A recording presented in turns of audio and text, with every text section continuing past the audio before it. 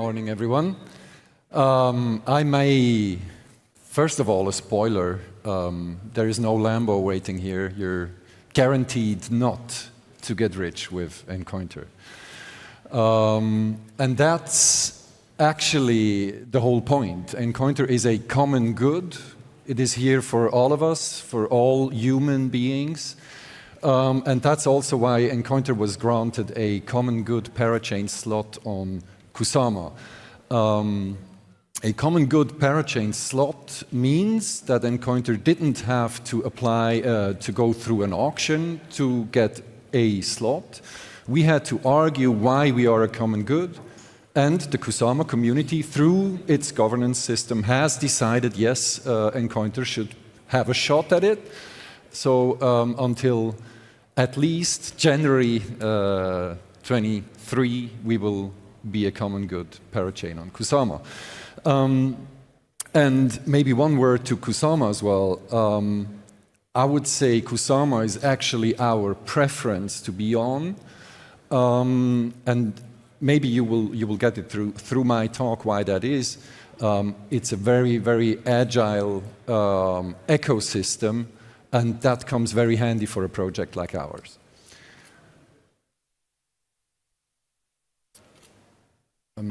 Okay, I have the right clicker. So what are we looking at economically in the world? We have 1.7 billion people who don't have a bank account. So if you don't have a bank account, you're lacking a lot of financial services. And 1.7 billion is actually 30% of the adult population of the world. And moreover, we have,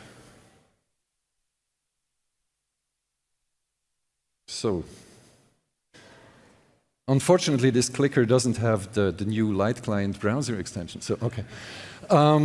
We have over 1 billion people who don't have a state-issued ID. Now, try to get into the Polkadot ecosystem without a state-issued ID. You need to go through KYC processes to get on an exchange. Or even, you can imagine, a lot of online services are just not accessible if you don't have a state-issued ID. And economically speaking, we have an issue if there is not enough liquidity in a neighborhood or in a city, in a town, that there is a lot of potential which just cannot be leveraged because of the lack of this liquidity. So what could we do to empower people?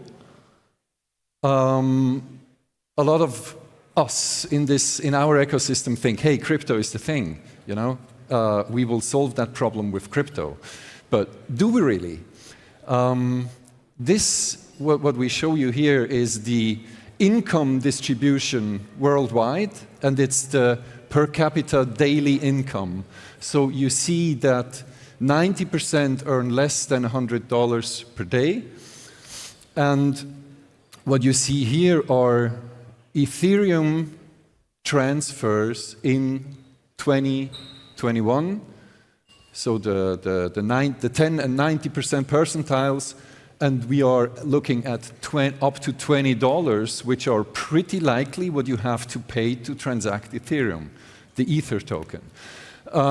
If it is an ERC20 token, even worse. So we have 60 to 80% that earn less per day than a single transaction.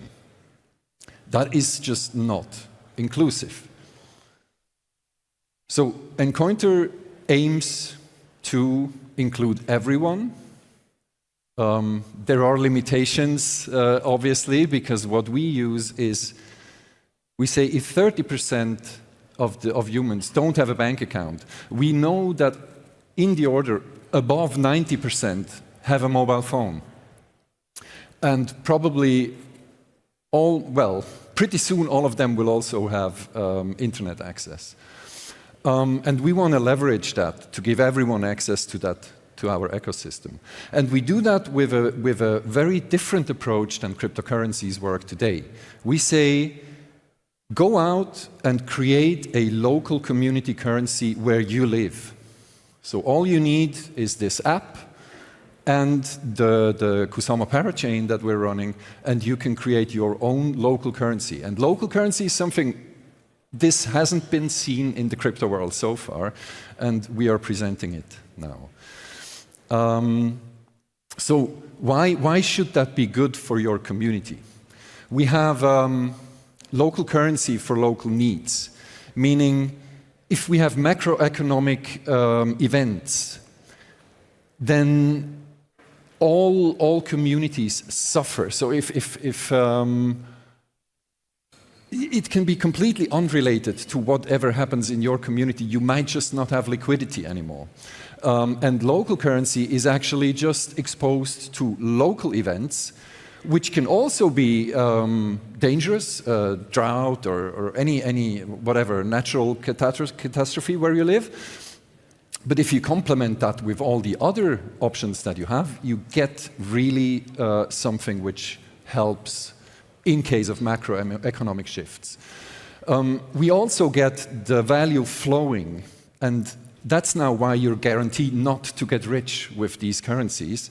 They are just not attractive as a speculative target because they are programmed such that they lose value over time.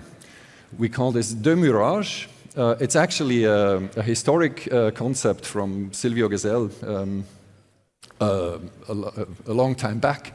The idea is really you have 10 tokens, whatever, and you have an exponential decay over time.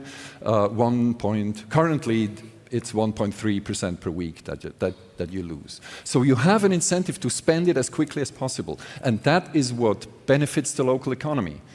Because you have to spend it, and because it's a local community currency, you can only spend it locally, so you are promoting the local economy. Now, the next thing we want to provide is a unique digital identity. So irrespective of if you have a state-issued ID or not, you will get a tool such that you can prove that you are unique, that you are not doing a cyber attack on some online service. Now, how should we do that? Why, if we say we give you a unique ID, how can we make sure that you're unique if there is no state-issued ID and we're completely decentralized? We leverage the fact that one person can only be in one point at one time. So you might already guess, this is a bit involved. That means you have to physically appear at a certain place where you live in your neighborhood, where the local currency resides, at a certain time. And then you attest other people. So you meet in groups of around 10 people, which are randomly assigned in random locations, which are publicly accessible. And then it's just like a PGP's key signing party, more or less. You scan each other's QR code on the mobile phone. Everyone attests that the others were there at the right time, at the right place. And you can prove that you only exist once with your account, right? That you cannot maintain several accounts in your name.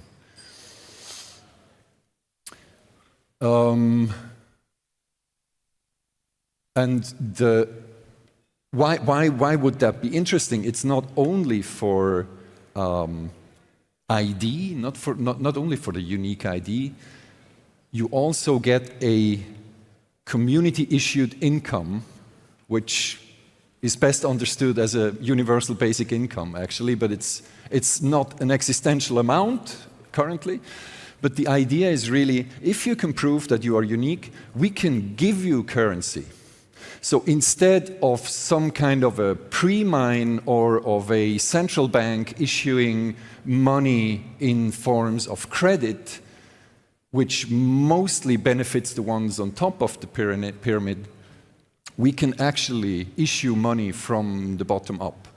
And that's what we do. So if you can prove that you are human and that you collect your UBI only once, then you get your local currency as a basic income. Now, that is a good thing for the communities. Why is this so attractive for Web3? Why have we been granted a common good parachain?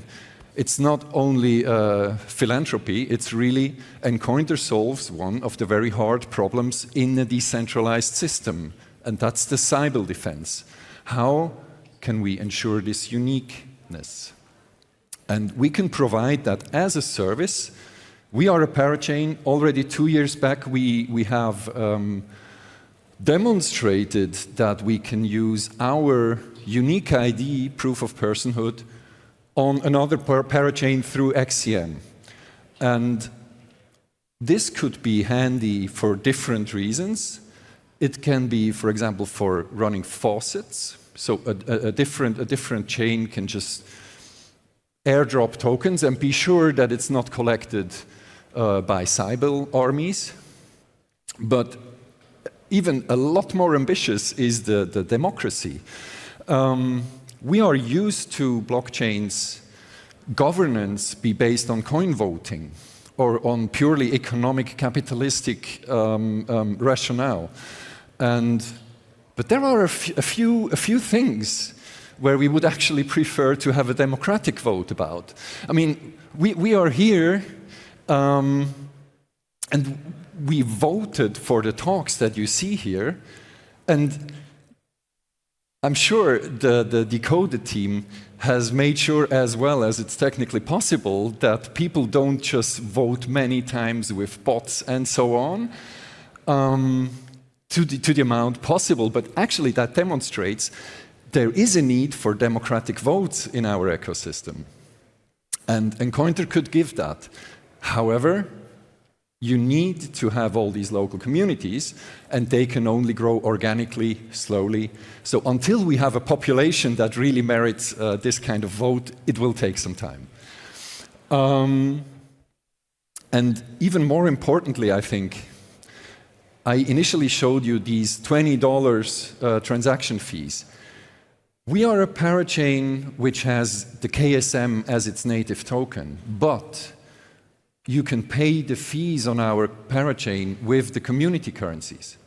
And the amount of the fees is determined relative to the basic income of every community. This means you can start at 0, and you will always have purchasing power adjusted fees to use our parachain.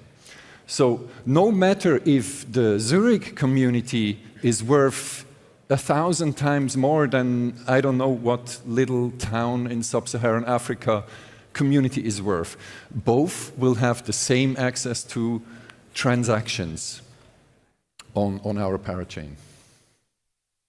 Okay, and now, so I'm happy to present to you that there is actually a first community live, productive in Zurich. It's called the LOI. The LOI is the emblem of the city of Zurich. And let me show a little impression of the first trusted setup. So the trusted setup means each community starts with 10 people who expose themselves as being trustworthy. Our protocol only works if the majority is honest, as many decentralized consensus things work. So the first 10 define the community, define where it takes place. They verify each other, and from then on it can grow by 1/3 of participants each time. And what have we achieved so far? I'm very proud that we made the news in Zurich. So this is not very impressive here in Berlin, but this is the most read newspaper in the city of Zurich. We have issued 2,500 LOI. 1 LOI is 1 Swiss franc. So that's just, actually, it wouldn't have to be that way, but that's what we suggested. The commercial turnover is already over 1,000 LOI. And that means the money velocity is actually already faster than the money velocity of the Swiss franc. We had 700 transactions since May and around 80 people who attested their personhood, so who participated at least once in such a ceremony. And in total, we have 152 attendances. So every 10 days these ceremonies happen, and you can go every 10 days and collect 22 loi. So the basic income is 22 loi. We have 400 accounts. Yeah, you can read yourself, mobile devices, a lot of downloads. And consider this is only one city, right? And we have 2 permanent acceptance points. That is, and I mean, you see it, it's the smallest number and it's the most crucial because we have 2 stores. We have a cafe that accepts loi at 1-to-1 to the Swiss franc. So you can really go somewhere in Zurich. You pay with our mobile app and you go there and drink a coffee. And the other is a grocery store. What do you need to do that? You just download the app, create an account, and you get started. From somewhere you need your first loi as a gift, or you buy it at one of the stores. And this presentation here is in the demo section of Decoded, so we will have a demo. We will, here at Decoded, have 4 ceremonies, and every one of you can participate. So you will just look around, you will find these vouchers. You install the app, you scan that voucher, and then we will have, in Berlin and in Buenos Aires, we will have events, ceremonies outside this building. You will find it on the map. The app will tell you where to go if you register.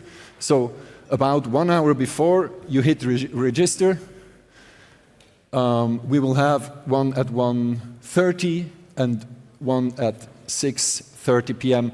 This one we will likely postpone, so just check the time in the app, because that's exactly during Rob's keynote, and we will push that. Then you can check half an hour before the ceremony starts. You should see this. You are registered, or you are assigned.